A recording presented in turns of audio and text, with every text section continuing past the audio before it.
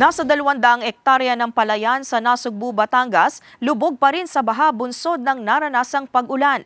Alamin yan sa report ni Denise Abante. Isang malaking dagok raw para sa 50 anyos na si Maribel ang naranasang pag-ulan at pagbahang dala ng habagat na pinalakas ng bagyong Goring at Hana nitong mga nakaraang araw. Nasa 4 na ektarya na kasi ng lupang kanilang sinasaka ang nalubog sa baha. Mapipilitan na lang daw siya ngayon na maghanap ng ibang mapagkakakitaan para may maipangkain sa pamilya. Magtiis po munang mamasukan, baka po by October pa po uli kami magsimulang magpaararo ng aming bukid. Makakapagpatanim kami ng October, November, ay February na po uli kami kakain pagka po gayong katagal.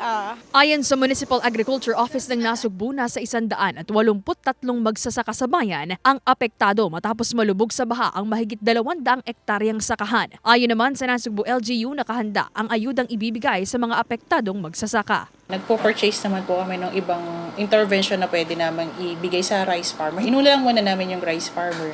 Meron din kaming inaantay na yung PR namin na dumating. Meron din naman po kaming ibang ahensya ng gobyerno na tumutulong po dito sa amin po sa lokal na pamahalaan. Samantala, umaasa naman ang ilang may-ari ng sakahan tulad ni Patricio na masusolusyonan ang umano'y maliit na daluyan ng tubig sa sakahan.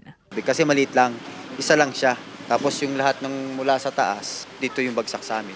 Pag po naayos po yun, Siguro mas mabilis yung baba ng tubig. Pero may tubig pa rin. Ayon sa mga may-ari ng sakahan, posibleng tumagal lamang ng 3 hanggang 4 na araw ang baha sa kanilang sakahan sakaling mapalakihan na ang daluyan ng tubig. Pinag-aaralan na rin daw ng Nasugbu LGU ang hakbang na ito. Samantala, inaasahan kapag natapos ng final damage assessment ng otoridad, maipapasa na ang opisyal na bilang ng mga apektadong magsasaka para mabigyan ng ayuda.